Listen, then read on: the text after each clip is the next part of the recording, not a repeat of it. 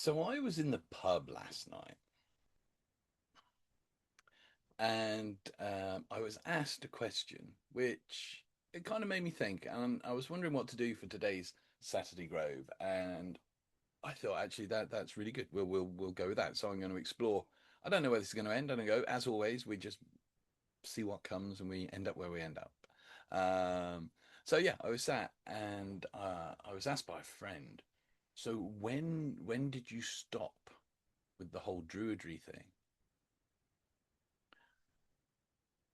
And that's a really interesting question because I don't think I ever did. There's a definite time where I chose to step back from the kind of public face off. When I first got into Druidry, when was that? Whoa, I'm going to try and be specific. September, I'm going to say September 97. Yeah, I think it was around about there anyway. And I completed the full. I did the original OBOD course and completed that in. I can tell you when I completed it because it's up there, 20th of June 2008. So 10, 11 years of doing that, and during that time, I went from just being by myself practicing to meeting and ending up in a relationship with somebody else who was also a member of the order, and from that. Um, Started attending camps and retreats, and then when I was living down south, and then moved back up to my home county of Shropshire, where we both came back up, and no one was really doing anything. There weren't any public rituals you could go to or gatherings that were like. So thought, well, we'll just do it and see what happens. And there's a lot to be said. I mean, I hear a lot of people moan, and I don't know, it's just a Shropshire thing, but a lot of people going, "Oh, nothing ever happens, nothing happens." But then if nothing's happening and you want it to, the best thing I can say is just do it. It's kind of it's the quick process of magic. Just do it. Um, if you sit there going nothing ever happens and you're working energetically, you're tainting that energy with nothing ever happens. So you know, great magic there. So, but yeah, so started running a discussion group, monthly discussion group, rituals for the 8 festivals, um, retreats, and doing talks and workshops and all sorts. And it was wonderful. It was really, really good. Um, there is something you learn from that, which is you can't keep giving out, giving out, giving out unless you're feeding your own reserves as well. Um, and so for me and my partner at the time had split up, both of us were already stepping back a little bit from being so publicly minded with stuff and starting to go, hey, we need to do some stuff for us and for ourselves now. And so that was already in motion. But then when we split up, uh, I was in my home county. I had friends everywhere and family, and I was home. Shropshire has a wonderful tendency to get under the skin like that, and I was born here, so it's just I love it. It's the most magical, wonderful county, and whereas my partner at the time, she'd moved up from down south and didn't know anyone other than that circle of druid friends that we had, and so I really chose when we split up to step back from all that, um, because I didn't want things feeling uncomfortable for her. I just didn't want her to feel like, oh, I can't go to this, can't go to that because Rob's going to be there. Um, so I stepped back. I distanced myself from it. I'd already finished the Druid grade stuff by this point, and a question that had come to me was, what's next? Kind of got to the end, get the certificates up there on the wall. I should have took it down. I could have shown you. It's beautiful. And but what next? There's like this period of like, wow, I completed this. It's been a journey, and you know. But then, what next? There's you can carry on plugging into other people's rituals, other people's camps, workshops, whatever. You can do your own. Um, I wasn't feeling the need to do that, I don't think, by that point. So so there was this ponderance, where do you go next? What do you explore next? And I mean, I'd explored lots of other things, as you know, if you listen to these as well. And one of the things I always thank Druidry for was giving me and helped me develop the open mindedness to realize that wisdom and truth lies in all paths and all traditions. Not everything, every path and tradition says gets it right, but there are things that are there. And when you find them, you realize that they connect all of the paths. It's there. It's just the language, it's just the framing that's been put on it that makes it different. And yet people go to war over such nonsense. Um, it's crazy. It's crazy. Um, so yeah, so I drifted off. I kind of I revisited the craft. I made a promise to the goddess, as you do, when I was younger, and I felt that I hadn't kept that promise. Not in a bad way, but like just hadn't got round to fulfilling it yet. And so for a while, I worked that path and was part of a coven, Alexandrian, and kind of reconnected with that path, and then that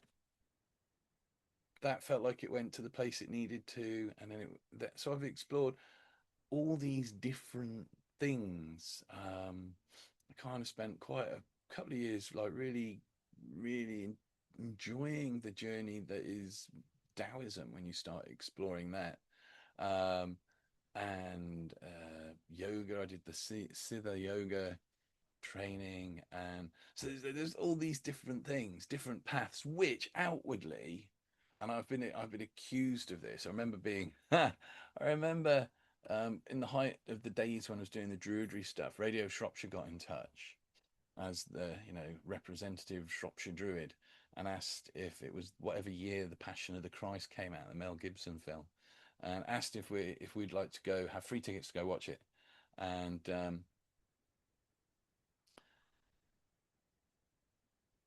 just go on the radio and do a review of it. But there would also be like a rabbi there and a Catholic priest. I think there was a Christian there, and we were there as kind of Druids and pagans. And I thought it was a bloody brilliant piece of film, brilliant piece of cinema. I came out of there feeling like I'd been involved in some sort of intense ritual. It was amazing. Um, and I don't think that's quite the response maybe they were hoping to get by basically setting up kind of the Christians against the pagans type thing. Uh, and so when it came to like, and so Rob, as a Druid and pagan, what did you think of? And I was like, it's brilliant, absolutely brilliant. I was like, wow. And one thing that stood out for me was that sanctity of water, how water purifies in them. So it was amazing, amazing film. Um, which gave the kind of Christian element no place to go. There was You can't argue with or put down, and so then I started talking about how as a druid, my path allows me to see the beauty and wisdom and the truth that runs through all paths and religions and spiritualities, uh, and the only attack that they could muster from the vicar was, oh, I think you're just hedging your bets. Um, And then he went on to talk about how he enjoys going around interfaith meetings and worshipping in different ways with different cultures. And it's like, right, okay. Um, so yeah, so that was a thing, and then went on to do other stuff. But the thing is, from the outside, it could look like I'm hedging my bets, and I know some of the more old school occult teachers and teachers that I've had would argue that you should pick your traditions and you should study just that one thing. So, in fact, when I was in the coven, I was advised that I should study just the Kabbalah and put all my thoughts and energy through one um, system, basically, one framework. And that's too small a mindset. that's too small a mindset. You know, if the magical spiritual journey is that, which I believe it is, that journey to true understanding and oneness, that unity that is the heart of all paths, then to say you've just got to fit in this little box is instantly putting barriers between you. And you see it. You see it. Well, I'm a such and such pagan. Well, I'm a such and such. I don't know. I'm a druid. And it's like, and you see it in religions, or in religions. Um, oh, I follow this path. I follow that. I worship this. My God, my my God is different to your God, even though it's the same God. Ah, oh, jeez. um. So yeah, I think it's a very limited idea that uh, we should put all our eggs in that one basket, because I think that is what I've been doing.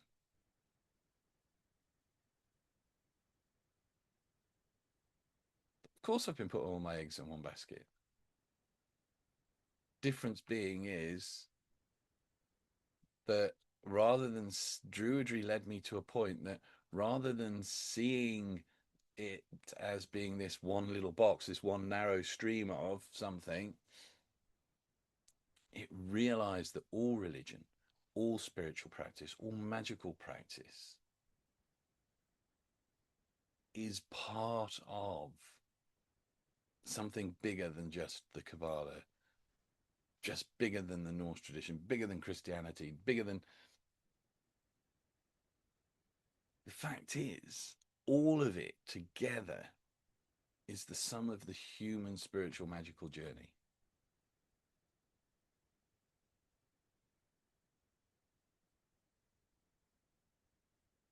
And I kind of, there's that thing, the Tao that can be explained is not the real Tao. And when I think along these lines, just like then, the words stop. And whatever that is that universal truth pathway that we're all following, regardless of where we are in the world, it stops becoming words and it becomes an experience that I can sit with, but I can't tell you what that is, because the moment I do that, it's not going to be it. It's not going to be it. And Druidry granted the freedom and space to allow that understanding to grow and develop. And so I think the other thing is as well, a little bit, I used this last night as an example. As you get older, I believe that's happening to me. I'm sure this wasn't this color a few years back, or this color. This is by choice, though. It was, if you go back and look over some of my older videos elsewhere, my hair's down here, and that was only a couple of years back. I just like this no hassle fuzz. I take care of this myself. It's done in it. But as you get older, when you're young, you're like, oh my God, what am I going to wear if I put the wrong thing on? Oh, what if and you just care so much about whether you're doing the right thing, whether you're looking right, this, that, and the other, and you get really stressed over it. I've never greatly done that, to be honest. I won't lie. Maybe that's a blokey thing. I don't know. But as you get older, I think that shifts, and rather than dressing to please other people, you learn to dress to please yourself, or some of us do. And I think part of the thing of not being so, I mean, I'm saying not being so out there and doing stuff. I'm sat here recording myself talking about it on a video, but this is just feels like something I need to do right now. But I think for me that also became, I don't feel the need to go around wearing the big Druidry badge or the big Wiccan badge or the shaman badge or the magician badge. Um, I was chatting. Believe it or not, I do struggle to kind of decide what to talk about on these. There's so many things you can talk about, and I always want it to be something that's useful for people. And I do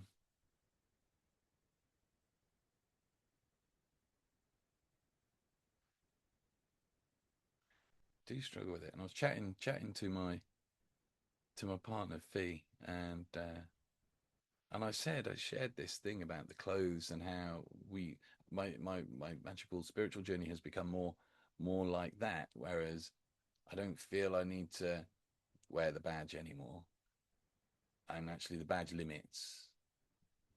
But because I live in Britain and because I see myself as British and of this wonderful isle, if I was to harken back to an age and a time, then the magician character that I would give myself the label of would still be a druid.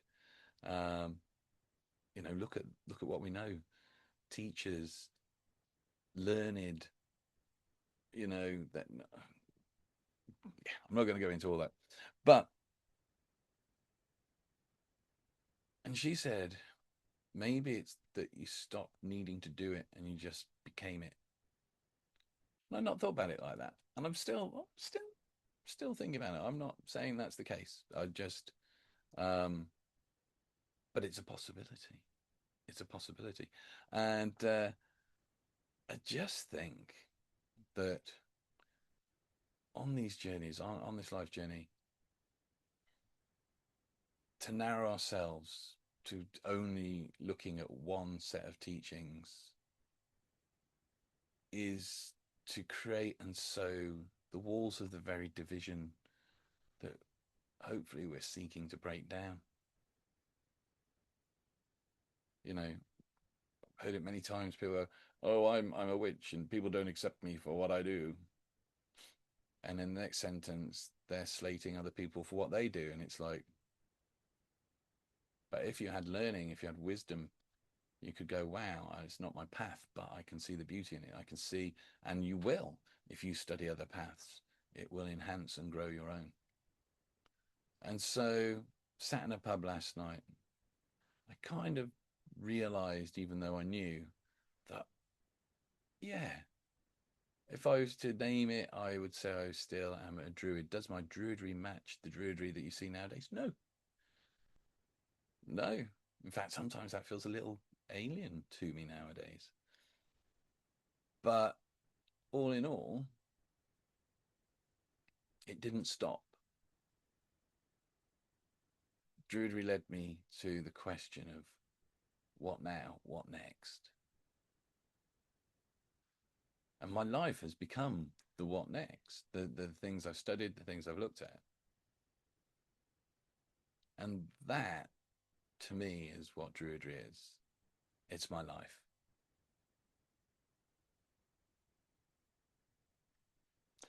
There you go. That's it for today. I think that's my train of thought finished. I'm going to end at that point. Did I ever stop being a druid? No, but what Druidry was grew and expanded for me. That's a nice way of summing it up.